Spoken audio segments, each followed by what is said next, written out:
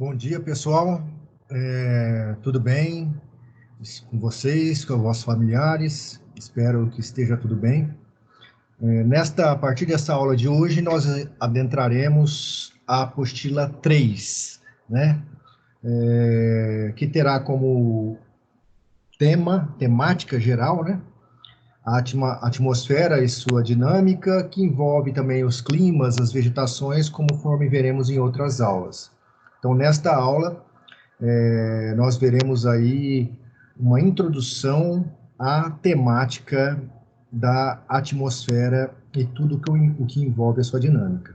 Então, relembrando que as áreas que compõem o ambiente que a gente vive, né, são a litosfera, que nós vimos no semestre passado, a atmosfera, que veremos agora, e a hidrosfera, que veremos na apostila 4. Então, a biosfera, que é a esfera da vida, que envolve a superfície terrestre, ela é uma intersecção entre o solo, o ar e a água, né? Esses três elementos primordiais à vida. O que é a atmosfera, né? Então, a atmosfera é uma camada de gás que cerca qualquer planeta ou estrela. E aqui é importante, tem pressão, pessoal, né? Conforme mais próximo da superfície, mais pressão. Quanto mais distante da superfície, menor pressão. Então, a atmosfera nossa, em média, ela é variável, mas em média em torno de 1.000 quilômetros, né, de espessura. Então, quem mantém essa atmosfera é a gravidade terrestre, né? No caso do nosso planeta Terra, né? Que envolve, então, os gases.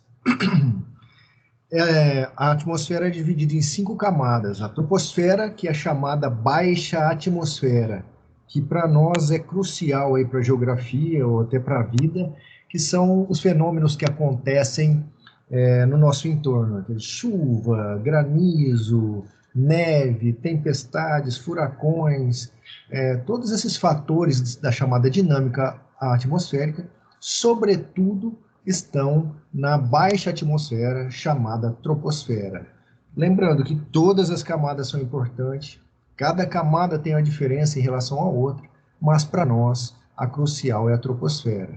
Tem a camada de ozônio, né, entre a troposfera e a estratosfera, as camadas aí onde passam os aviões, enfim, satélites, cometas, aurora boreal, ônibus espacial, enfim, todas essas camadas são importantes, mas para nós, devido à importância à geografia, é a baixa atmosfera ou a troposfera.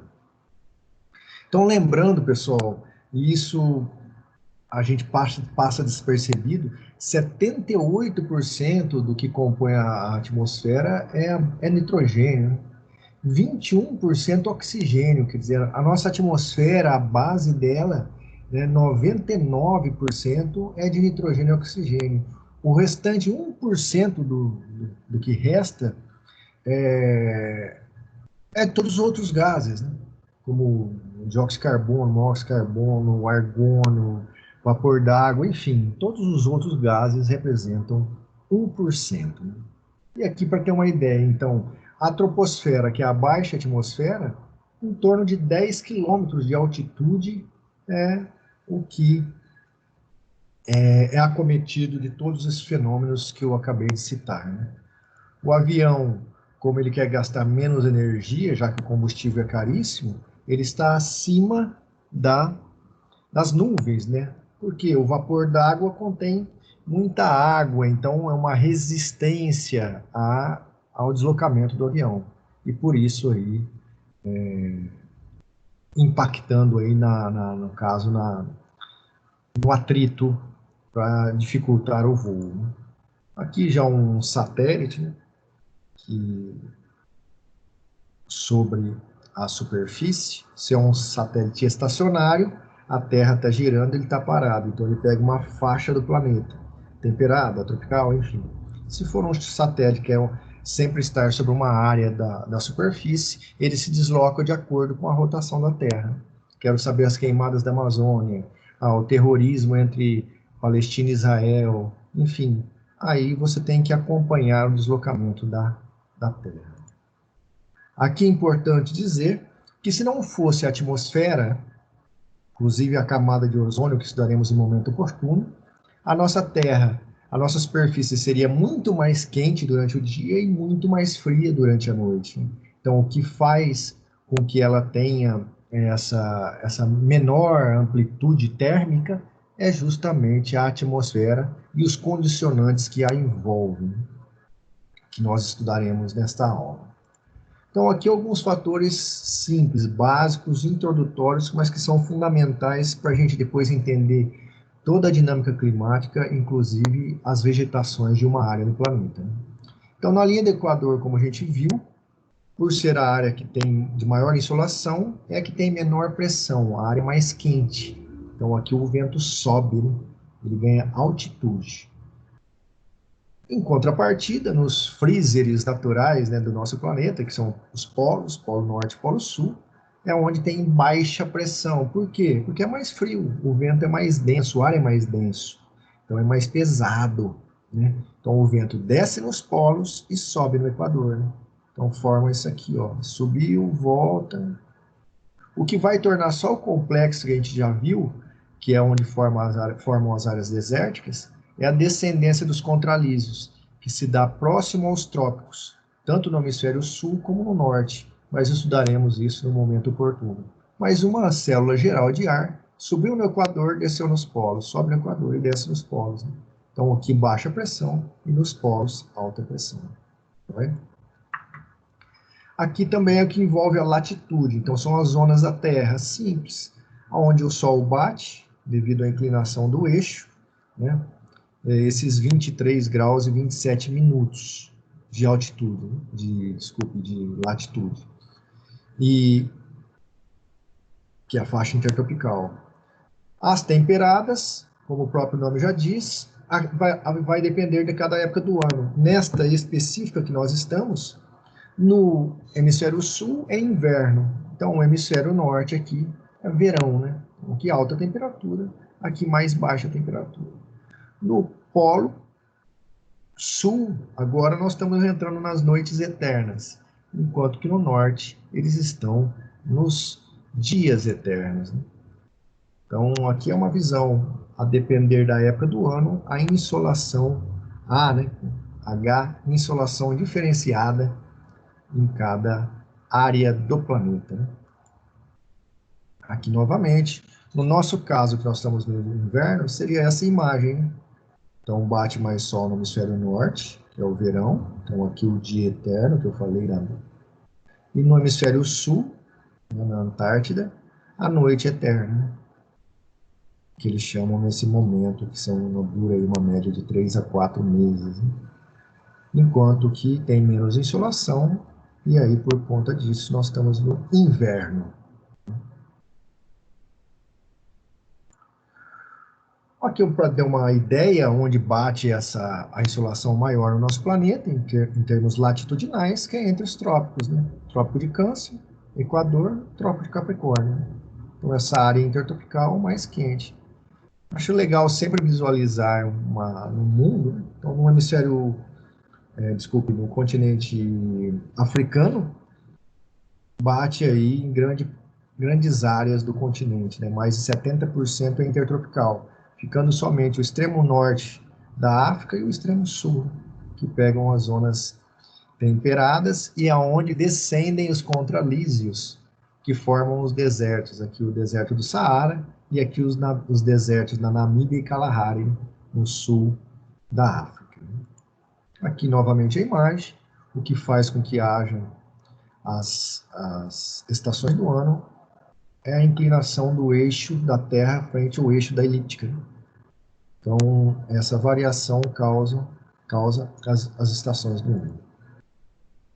Uma outra imagem para fortalecer a ideia, se aqui bate mais sol e é mais quente, é a baixa pressão. Nos polos, a alta pressão.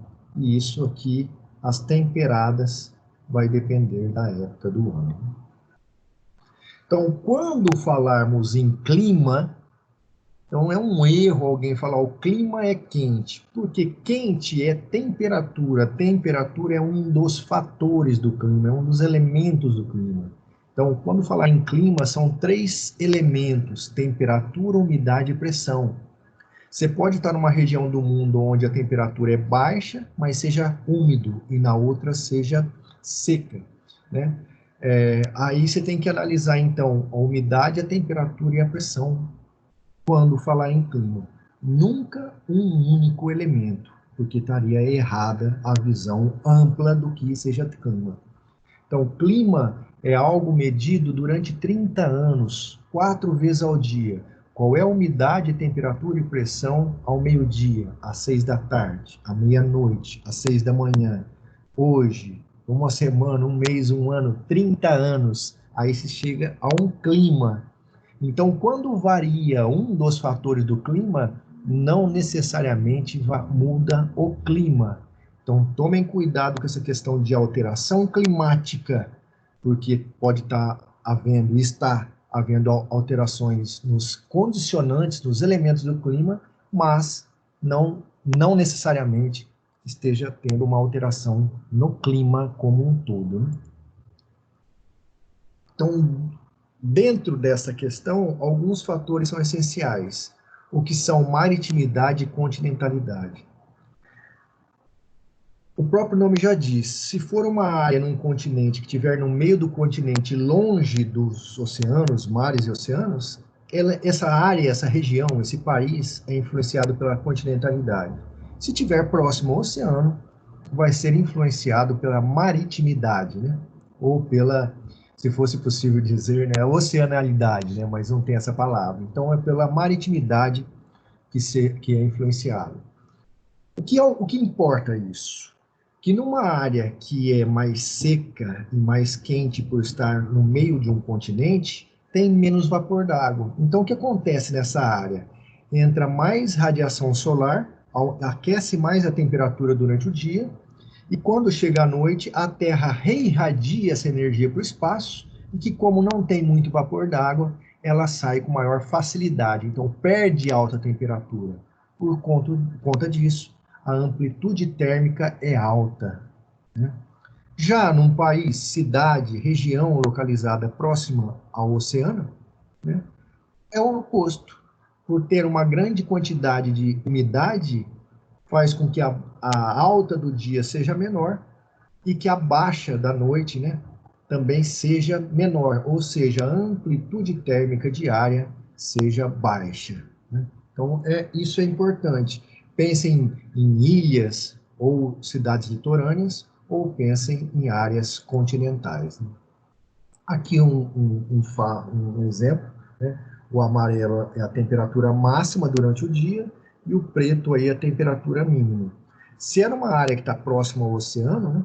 Então a mínima vai ser maior, né? E a máxima vai ser menor, ou seja, a amplitude térmica diária será menor numa área próxima ao oceano. Já numa área continental, devido aos fatores que eu acabei de expor, a amplitude térmica será maior, ou seja, mais calor durante o dia e mais frio durante a noite. Se olharmos, sobretudo, numa região desértica, olha isso aqui, olha as setas, né? Aqui as setas da alta temperatura do Sol batendo na superfície. E à noite, o ar, vamos dizer, essas energias pela imagem aqui estão indo para o espaço, né? Então a Terra está perdendo energia. Agora olhem numa região, numa cidade litorânea, entra energia e à noite, hora que ela vai reirradiar, que a Terra, essa região do mundo, vai reirradiar energia, uma parte dela sai, as outras batem na umidade e voltam. Então, por isso que a temperatura se mantém mais em uma região litorânea, fazendo com que a amplitude térmica seja menor. Joia? Um outro fator fundamental é a altitude, porque imagina, a gente já viu que nas aulas do semestre passado, que nós temos áreas montanhosas, áreas planálticas, áreas de planície. Então, o que é importante a gente saber? Que quanto mais alto estiver, significa que é mais distante em relação ao nível do mar, né? Ou seja, o ar é mais rarefeito e, por outro lado, é menos peso, né? Então, menor pressão. Numa área que tem mais coluna de ar frente a quem estiver sobre o oceano, né? Que é no nível do mar, a maior pressão. Por isso que às vezes vai se jogar bola lá em La Paz, né, acima de 3.000 metros, o ar é rarefeito. Então sofre menos resistência do ar à bola, por exemplo, né? Tanto é difícil respirar, quanto a bola fica mais veloz por causa que tem menos resistência no ar, né? Então esse é um fator crucial. E aqui vai ficar claro, então, quanto mais alto, aqui estamos pegando uma mesma faixa latitudinal, e pegamos 3 cidades, São Paulo e São José dos Campos. Aqui, ó, a 2 metros do nível do mar, 22,6 graus. A 800 metros, 20,6 graus. Quer dizer, 2 graus de diferença em torno aí de 800 metros. E o dobro aí da diferença, né, caiu em torno quase 10 graus de temperatura, né? Seria Campos do Jordão. Então, a medida que a gente tira de conclusão disso, que é quanto mais alto estivermos, menor é a temperatura, menor é a pressão, né? Então, quem estiver no primeiro andar morando no edifício, quem estiver no 10º ou 20º, tem diferença de temperatura, né? E aqui um exemplo para ficar mais claro é isso ainda em relação à pressão, né? E temperatura. Então, se estiver próximo ao nível do mar, né, maior o número de partículas de ar acima deste nível, representado pelas bolinhas aí. E à medida que estamos indo para mais alta atmosfera, diminui, né, o número de partículas de ar acima deste nível, né? Então diminui a pressão de ar também aqui. Aqui maior pressão, aqui menor pressão. Aí, pessoal, quando a gente unir tudo isso aí, que vai resultar nessa imagem, olha como que fica tranquilo. Então, o clima, fiquem tranquilos que nós veremos mais disso na próxima aula. Isso são os fundamentos, né? Então, se pegarmos aqui a Groenlândia, que clima é, né, em termos de temperatura? Frio, né, no caso polar, mas depois a gente vai ver, nós veremos essas nuances. Mas, de forma geral, está próximo ao polo, frio. Então, a temperatura é fria. Pressão, ar frio, pressão alta, né? Umidade. Alguém fala, pô, é alta porque está próximo do oceano, é maritimidade. Por esse fundamento estaria certo. Só que o que acontece com o ar, com a umidade abaixo de 0 grau? Vira gelo. Então aí, lá no norte da Groenlândia, onde está a setinha aqui, seria também seco. Então o clima aí seria frio, de alta pressão e seco, mesmo envolvendo a maritimidade, porém por causa da baixa temperatura aí a 0 grau. Alguém pode falar, Márcio, mas se tivesse essa mesma área no meio do continente, essa região no meio do continente, nessa mesma área, caso fosse um exemplo, ela seria muito mais fria por causa da continentalidade, ou seja, ganharia mais temperatura durante o dia e perderia mais temperatura durante a noite, teria uma grande amplitude térmica. E aí, pessoal, sempre para facilitar demais essa matéria, é localizar a cidade, o país ou a região no mapa, né? E ver se tiver aqui polar, temperada, tropical, equatorial, tropical, temperada e polar. Próximo aos oceanos, maritimidade, baixa amplitude térmica. No meio dos continentes, alta amplitude térmica diária. Então, temos que ver aí a altitude. Quanto mais altitude, mais frio. Quanto mais frio, próximo ao nível do mar, mais quente. Quanto mais próximo ao nível do mar, maior pressão. Quanto mais alto, menor pressão. E como cada região do mundo tem uma condição específica, ou seja pela latitude, seja pela altitude, nós vamos ter uma variação climática diante do mundo. Mas aqui, numa lógica geral, é simples. É um clima polar, temperado frio, temperado, subtropical, tropical, equatorial. é um degradê. Então, eu sugiro que daqui para frente a gente olhe para o planeta Terra, se possível, né, fazer uma abstração, uma metáfora, como se fosse um jardinzinho, devido sei, relativizando a distância, o tamanho da área, obviamente, mas como se fosse uma área menor, sabendo que tem graduações de temperatura, umidade e pressão, e que esses três elementos formam o clima. Por isso, quando a gente quer ou não ir para uma praia ao final de semana, nós estamos vendo os estados de tempo, que é pegar um dia frente àquele clima e ver que condicionantes terão para a gente pegar sol ou chuva na praia. Mas, de uma forma geral, o que predomina numa região num tempo longo é o clima formado por umidade, temperatura e pressão. Então, como eu disse, nessa aula é uma aula de introdução. A partir das próximas aulas, nós pegaremos esses fundamentos, utilizaremos para interpretar e conhecer melhor o mundo, e vocês verão o quanto será tranquilo se bem apreendidos esses fundamentos desta aula. Um grande abraço, até a próxima aula, e tudo de bom para vocês e vossos familiares.